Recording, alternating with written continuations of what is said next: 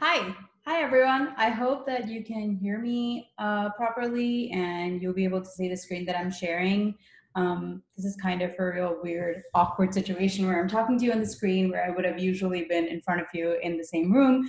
So we're going to try to make the best of this awkward situation that we're in. And I hope that you enjoy and have a good time in this session as you would have in any other face-to-face session. Of course, it's not quite as interactive as I would have liked, but I'm going to try and make this a little bit enjoyable for you so I'm not just constantly speaking the whole time. So just kind of to start off, I'll tell you a little bit about myself and then we can go from there. So my name is Dr. Shaheen Kanthawala. I am an assistant professor in the Journalism and Creative Media Department here at the University of Alabama.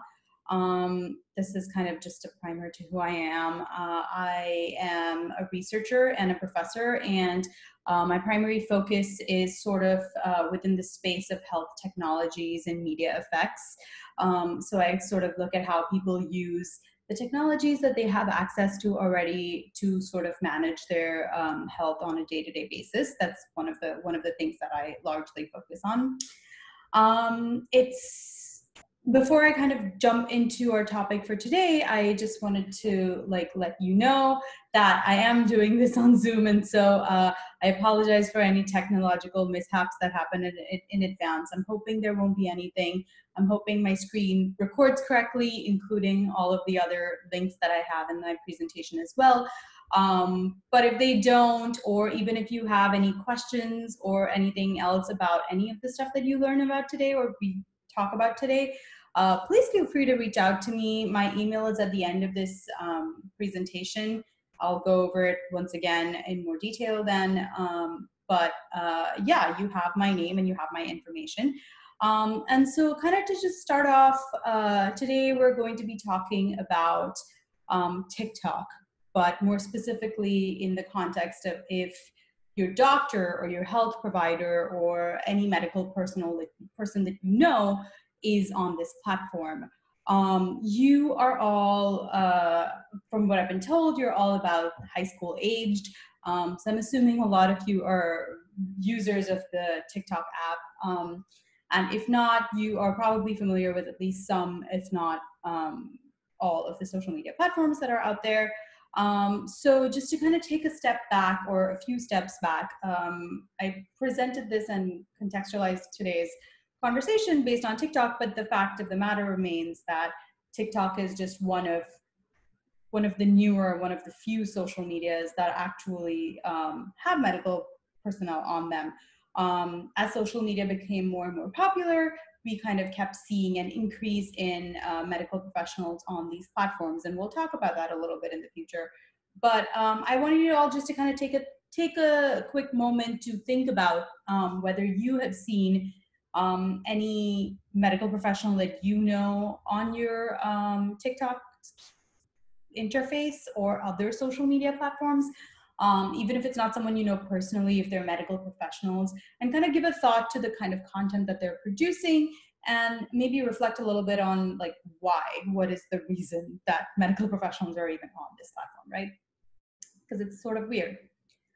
Okay, so we went over this, and so just to kind of show you how much of a large impact this is beginning to have, there have been a lot of news organizations from various different news organizations covering this topic. We have like the screenshots on the screen right now are basically CNN, Vox, and I can't remember the third one, but a lot of people are talking about the fact that doctors are basically making their presence known on TikTok, and they are yes, first of all, attempting to go viral, so to speak, but also sort of doing these little videos in an attempt to sort of spread their messages, right? And what is the purpose of it, and what is the impact and the effect of these messages that sort of on these platforms that were not really made for dissemination of medical information, right? So let's go back a little bit to talk about medical professionals on social media. The idea of having medical professionals on social media is not new. It's been happening for a lot of time. More more traditionally, you would find people talking about health content in siloed health organizations. And what do I mean when I say that? So not, I'm sorry, I misspoke, not health organizations, health communities. What do I mean when I say that? So if you you've probably all heard of WebMD and the scary horrors that come along with it, right? But at the same time, WebMD has this whole other part of their website, which is basically dedicated to online health communities. And so people of the same health conditions sort of will get together there and talk to one another about their own experiences and about the experiences of others, and kind of teach each other to self-manage their conditions. These spaces are not necessarily filled with healthcare professionals, but once in a while you'll see moderators who are not necessarily just moderating the successful flow of conversation within the community, but they're actually health professionals who are kind of making sure that the information that's being shared in there is not dangerous or misinformation. But that's sort of expanding with the expanding nature of social media. People are definitely still continuing to use online health communities as their go-to source for health conditions, especially things like chronic conditions. But more and more, you see a lot more people talking about their health on more open platforms. And what do I mean by open platforms? These are more social media oriented platforms that are not, that you don't necessarily need to have followed someone or signed up to be allowed to see what's inside, right? So Twitter is pretty much open. Instagram is half closed and half open, depending on what the person's profile settings are. And TikTok now, for the most part, is open. Like, even if you don't have an account, you can actually go and see what people are sharing on their accounts. And you can scroll through the website without having to log in. So we see that this is an area that's been growing, and medical professionals are kind of trying to reach their audiences for a variety of different reasons. But one of the main ones is that medical professionals, according to the CNN article that I talked about earlier, they seem to have a valuable role to play on social media. And this includes debunking of medical myths and packaging conversations about healthcare in palatable forms. Sorry, I'm missing a word there. And it's interesting to see that, right? Because there is so much health information out there. And so there are a lot of different reasons for this to happen. First, and one of the most important one is that healthcare as a topic is really complicated. For everyone to have to go through the system and kind of figure out who their healthcare provider is. Unfortunately, that doesn't always happen. It's harder to get access to healthcare providers for a number of different reasons. You might have insurance issues. You just might not want to go. You might be holding off for very specific reasons. But having these professionals kind of getting their message across to the audiences on these platforms, even if they are just for like very simple reasons that are non-specific to specific people, there are a lot of health conditions, a lot of health situations, like take, for example, our current predicament with the coronavirus, that apply to large audience, right? So popular posts on TikTok are usually what you see on TikTok, like TikTok style of posts that are short, they're musical, they're humorous in nature, and they challenge and they take on the complicated task of issues like vaping, like I mentioned, the coronavirus, nutrition and diet, and things that you shouldn't do, right? Like you don't want to eat Tide Pods, or you don't want to dip everything into soy sauce. And so medical professionals will take on these like small little bite-sized projects and get them across to the audience and get their message across. So what does this look like? I'm hoping that you are not completely lost about what I'm talking, and you sort of know where I'm going in with in what direction I'm going with this. But just to kind of look at what some of the examples are. So here we have the profile of Dr. Leslie. And Dr. Leslie, as you can see, that's her handle on TikTok. She's a family medicine resident. and she is a really famous TikTok doctor. I'm going to pull up her profile, and I'm hoping that the recording doesn't break. I think it should be fine, but we'll see how it goes. So like you can see in this picture, this is Dr. Leslie's profile as a whole. Okay. So here you see what her profile is, and I'm just going to scroll through real quick, and that will, and if I'm looking up because I'm looking at the other screen, so I'm still here with you. You can see all the kind of different videos that she has. Some are really general, right? If doctors, well, but it's still catered toward medicine. So what if doctors were Disney princesses? To things more specific, like what is a pelvic exam and how is it different from a pap smear? And then do you need broad spectrum sunscreen, right? So it can be basically pretty much any topics that lie within a medical the medical professional. So like, how do you treat a sunburn? Or what can you bring your friend to your exam? Or there's more things about skincare and what happens during a COVID-19 test, right? So this is really interesting.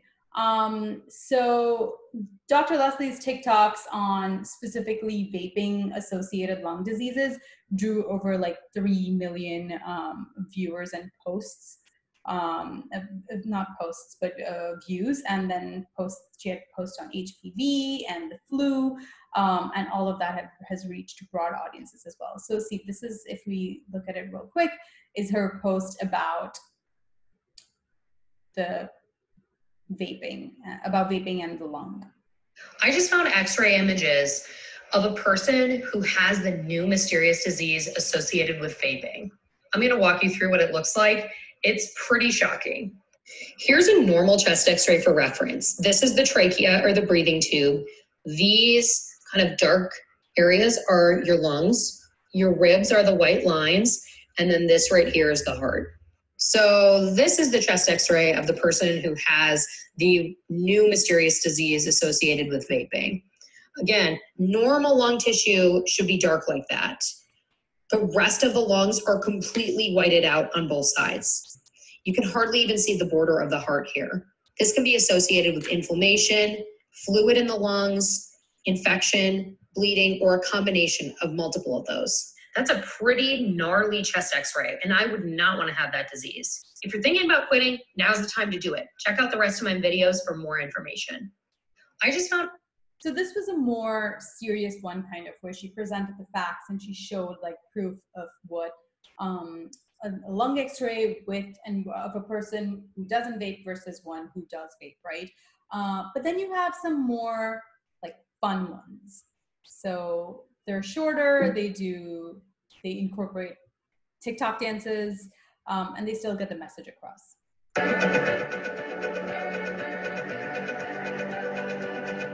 And it went like...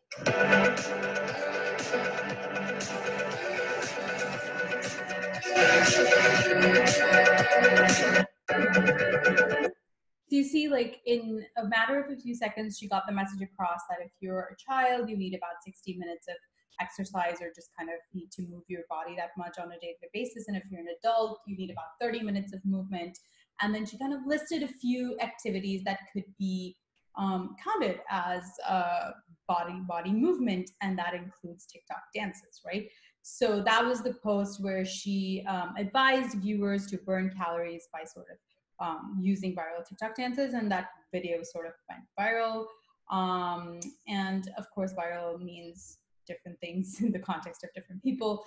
But the fact remains that she sort of takes her cues from people who are already on this platform, and you emulate, right? You see, okay, this is what people like, and then I'm gonna follow the same path and give people what they like and what they might be interested in. So things like slapstick comedy on public health conversations, and just sort of like, she noted one trend in which young people or young TikTokers sort of brainstormed creative ways to destroy e-cigarettes by basically running them over by a car. And so all of that sort of comes up on her platform.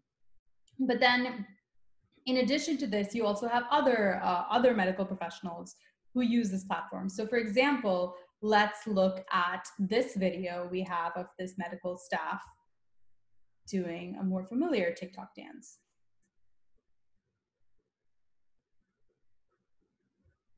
Baby, come give me something. I'm a savage, yeah.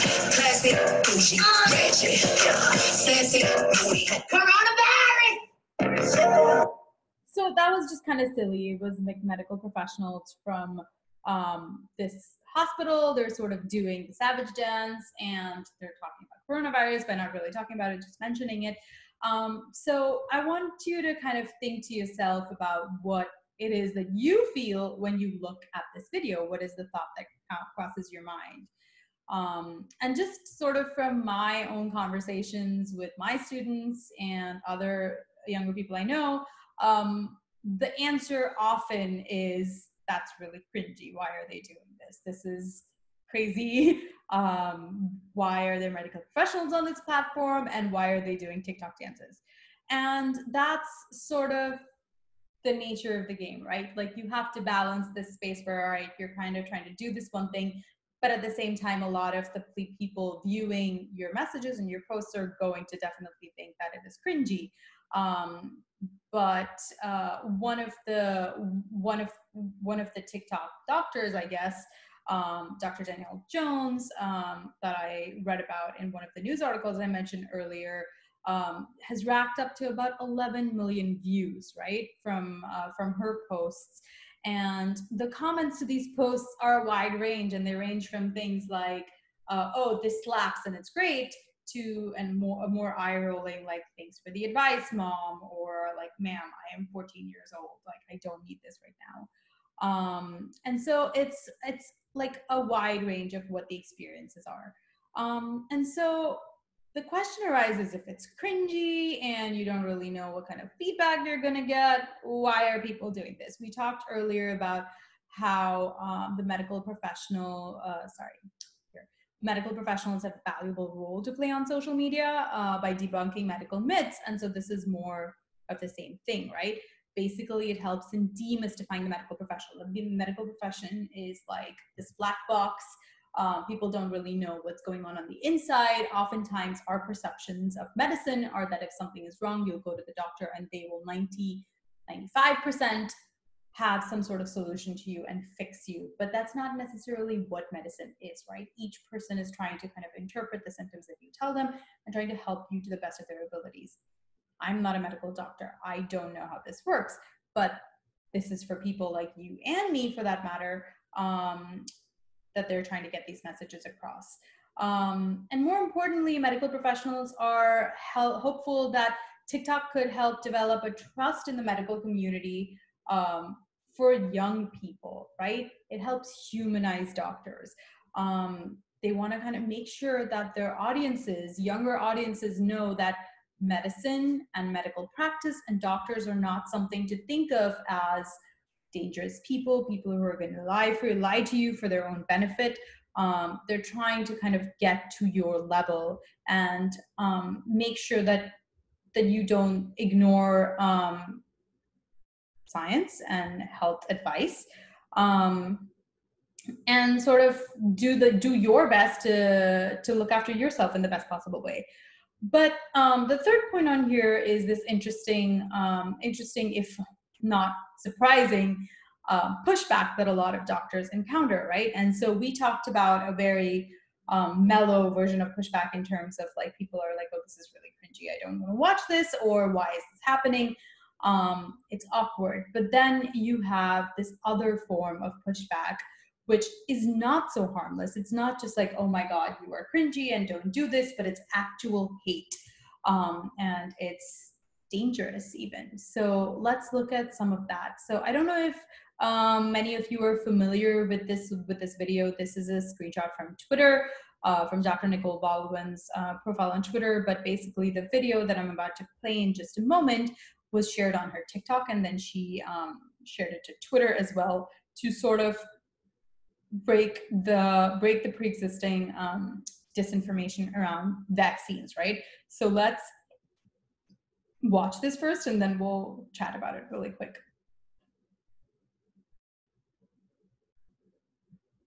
To the right, to the right, to the right, to the left, to the left, to the left, to the left. Now walk it by yourself. Now walk it by yourself. Oh yeah, it goes.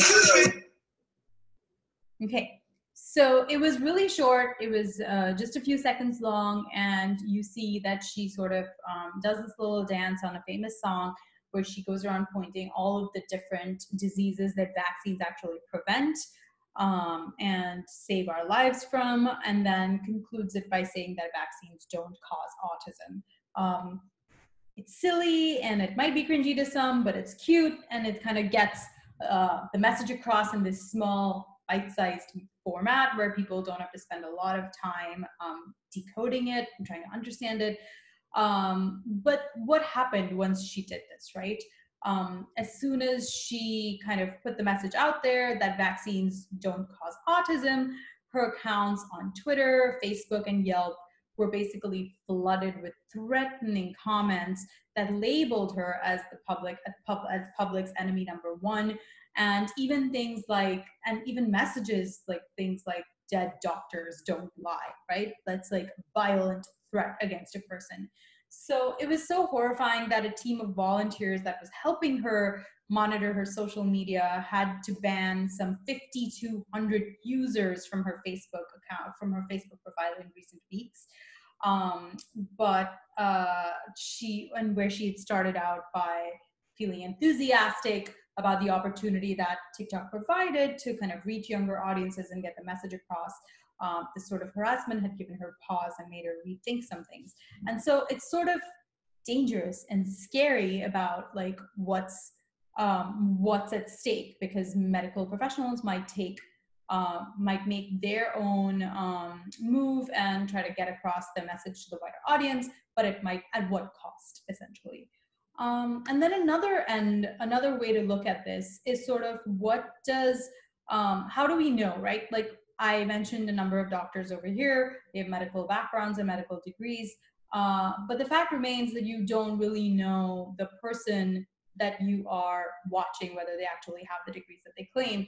I mean, you can do that additional research and you will probably find the information that you need, but not a lot of people, A, take that effort, or B, sometimes have the ability to do so, right? Like they might not know that, okay, I need to click through like 7 more times and find the original source of something, or I need to go ahead and search for this person on a different platform and see if they're actually a medical professional. Sometimes people might just take things on face value. And that brings up this other concept of like dangerous health advice. I've mentioned here white coat marketing, but that's just a different form of like doing this, right? You might have people who are not really medical professionals, or you might have people who sort of mask as medical professionals, who might have pseudo degrees that are not they're not physicians, but they might pass off as it. And then a researcher at the University of Southern California termed this as white coat marketing. And I'm sure you've all seen this, where people or influencers will sell or promote products, medical products on their profiles. And sometimes they might actually be something that someone has researched and taken the effort to and been like, okay, this actually is helpful. But other times it might just be a term. It might just be something that they are selling and using and taking advantage of the fact that they're presenting as a doctor to sell unauthorized supplements and things like that, right? So think back on kind of if you've seen people selling this sort of medical products on your timeline, and have you bought any of this and why? So one thing I kind of wanted to touch upon real quick today is why medical professionals might even consider doing this, and why they might think that using social media is a good platform to get the message across to the audiences. And so one possible explanation for this is entertainment education. Entertainment education is this giant body of research that we do not have the time to get into right now. But basically, it fundamentally means that people can be educated if they are sort of taught about something in a entertaining format. So you'll see a lot of television shows, right? For example, take a medical show like ER or Grey's Anatomy. If the doctors on there tell you something about medicine that they're practicing, it's more likely that you'll remember it. That like, oh, this happened in an episode of Grey's Anatomy, so it's coming back to me. Rather than if you were just to learn it in a drab textbook. So this has been done a lot over the years, sometimes to bring about behavior change in people. So you guys are really young, so I don't really know if you're familiar with the TV show Cheers, but it was a show in the 80s. It was about a group of people who just kind of hung out at this local bar named Cheers. And the TV show sort of got together with, I want to say it was Harvard Public School. I need to verify that.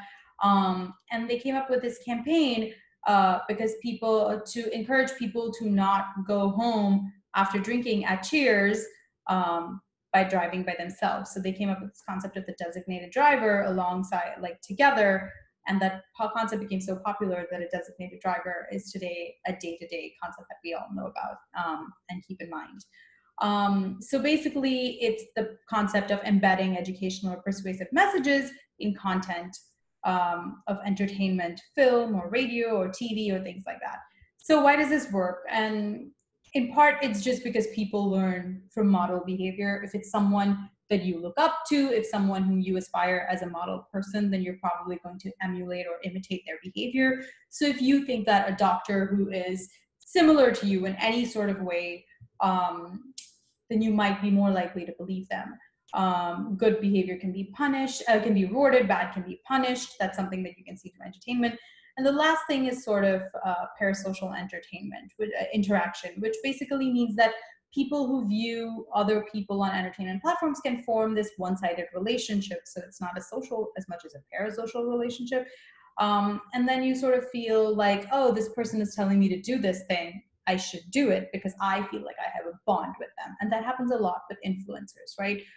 It happens with like late night TV show hosts. It happens with sometimes with actors and TV actors and everyone else too. But with influencers, they're oftentimes talking directly to you. It's not so much that they're talking to the audience at large, they're talking to you through your phone or your computer, like a device looking straight at you. So that forms a stronger sort of parasocial bond that might lead people to sort of emulate these hopefully positive behaviors. So just real quick to go through some pros and cons of all of the things that we've talking about, talked about today. The biggest pro is the fact that the goal is to get accurate information out there, right? The other side, and when I say that, I mean things like the anti-vaccine community at large is already online, right? The other side is already using social media to actively engage in disinformation or what they might believe is not disinformation, but spreading information out there that's not rooted in science, not rooted in accurate medical information. And so for that reason, we need to harness the technologies of today that people are using and more comfortable with to get accurate and verifiable and credible messages out across. But there are a number of cons that we talked about today, because if medical professionals are giving out medical advice at large, it could be dangerous because you're not specifying medical advice per individual person. So it sort of falls onto the person. So if I'm watching a video, I have to make sure that, okay, if this person is saying 30 minutes of exercise is required for adults, is that going to harm me because I have some other health conditions that might affect it, right? So I have to question that for myself. But then other than that, we also have issues like are these people actual medical health professionals? Sometimes in the worst situations, this is very rare, but in the worst situations, there might be cases where doctor influencers could possibly result in HIPAA violations. And what does HIPAA refer to? HIPAA specifically refers to doctor-patient confidentiality. So if a patient tells something to a doctor, they do not have the right to let it out aloud in the world. That's what it basically refers to only. And so if a doctor is going on social media and sort of talking about your health condition, that might be a violation. But there needs to be this voice for evidence-based medicine and to get across to the general public, and this seems to be a really good option for that. So you're all probably wondering, why does this affect me? Why should I care? First of all, you are the audience. You all use these platforms. You are familiar with this. This is being done for your benefit so that people your age are in the know and have access to this, even, no matter how cringy it is. But second, it's possible that many of you might be interested in science and are really good at making TikToks. And so you could kind of think about doing something like this in the future, right? Like, you are all possibly thinking of being journalists. That's a really good combination. So over here I have this profile of lab__shenanigans. Darian is, whoops, I'm sorry. Thought I linked it. Nope. Okay. Oops, I'm sorry. It's here. That was an oversight. Yeah. So he is a researcher and a biochemist, and he's just really good at making TikToks. And so just to kind of scroll through, you see he does all of these posts that have nothing to do, that have to do with science, but are also really fun. So if you've watched Mean Girls, for example, this will be really familiar. So.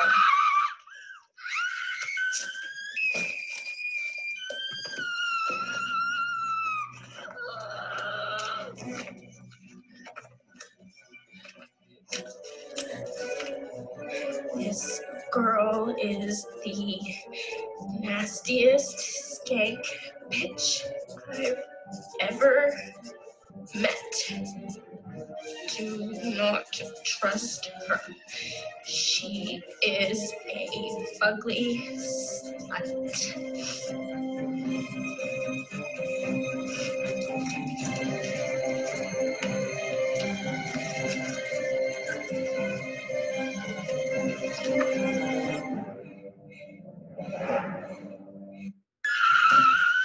And so what that video was basically about was just sort of the discovery of DNA, and how years ago, when the model of DNA was actually identified and finalized, 3 male scientists were given all the props, whereas a lot of the work was done behind the scenes by a female scientist who got none of it. And so that's what Darian is kind of trying to highlight over here. And they're fun little videos. It's a kind of science communication, and that's something that you might want to consider doing in the future if it's like something you're interested in and good at, and that's why it could be relevant to you. But more importantly and more relevantly, currently as journalists, it's important for you to learn how to discern between credible health professionals and people on these platforms who are not that, right? So you should know what to look at, you should know what exists out there. And the fact of the matter is that platforms keep evolving. A few years ago, we were having these same conversations about Instagram and Twitter. A few years before that, we were talking about it in an online health community specifically, right? Platforms will keep evolving, and today we're talking about TikTok, tomorrow we'll be talking about something else. And I have a last sentence over here that actually was not supposed to be here, but you can ignore that. But that's pretty much what I had for you today. And so to sort of wrap it up and not go over time, just to go over it once again, my name is Dr. Shaheen Kanthawala. I am an assistant professor in the Journalism and Creative Media Department here at the University of Alabama. And my email is skanthawala@ua.edu. That's SKANTHAWALA@ua.edu. So please feel free to get in touch with me if you have any questions or if you have any thoughts. I'm happy to talk to you and about anything that you want. Thanks, and I hope you all have a good day and a good summer. Bye.